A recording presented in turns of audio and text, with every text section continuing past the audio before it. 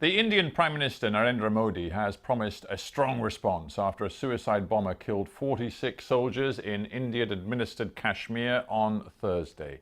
India has said it will ensure the complete diplomatic isolation of Pakistan following the attack, the deadliest to hit the disputed territory in decades. India accuses Pakistan of failing to act against the militant group based in Pakistan, which said it carried out the bombing. Well, we can go live now to our correspondent Sangeeta Maiska in Delhi. Sangeeta, over to you.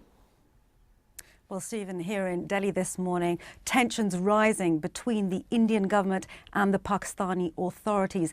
The Indians today saying outright that they believe they have incontrovertible evidence that the Pakistani authorities knew that the terror attack was going to happen and that they are directly linked to it. The Pakistani government refuting those claims, calling them irresponsible and instead condemning the attack. In the meantime, questions over what the security forces here in India knew is also up in the air.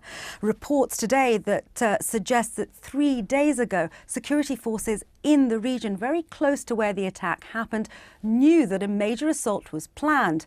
What happened to that information and whether or not it was passed on to the right people is now a matter of investigation. Mangled wreckage on a debris-strewn highway. All that's left in the aftermath of a massive attack launched by Islamist militants in which a suicide bomber drove a car packed with explosives into a bus carrying over 40 paramilitary personnel in Indian-administered Kashmir. No one on board survived, and with dozens more being treated in hospital for their injuries, officials have warned that number is likely to rise. This morning, India's Prime Minister warned that the attackers would not go unpunished.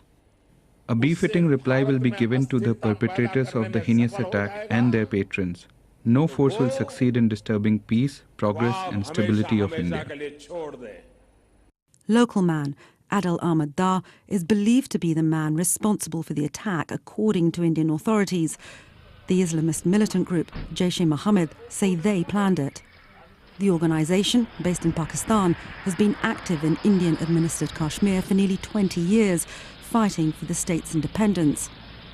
Today, soldiers have sealed the scene of the bombing, which is also the main route linking the Kashmir Valley with the rest of India. It's a high-security zone. How militants were able to obtain, store and use explosives without detection has now become a key focus of investigations by anti-terror police.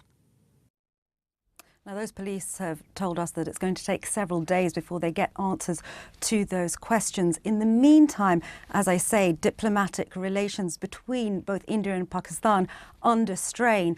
We've been hearing this morning that Indian officials have now summoned Pakistan's High Commissioner to come and meet them to discuss their concerns over what Pakistan knew and when. The security forces would be given free rein in their response. What do you think that means? What are the options, really, that the Indian security forces have? So this is a really interesting question. What we've already seen is the Chief Minister of Jammu and Kashmir appealing to the Indian government for security to be stepped up. Stephen, what we know is that there are about 500,000 Indian soldiers already stationed there. And what we've seen this morning are pictures of security forces up along that main highway.